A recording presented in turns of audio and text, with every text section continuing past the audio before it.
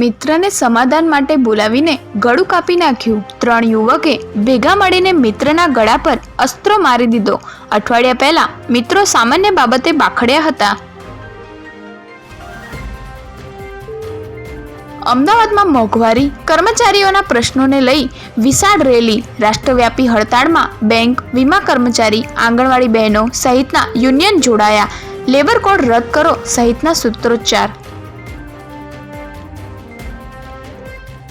ધાર્મિક સ્થાનો તોડી પાડવામાં આવ્યા. સરખેજમાં નેશનલ હાઈવે એલિવેટેડ કોરિડોરના રોડ પર આવતા મસ્જિદ અને મંદિર સહિતના 7 ધાર્મિક સ્થાનો દૂર કરાયા.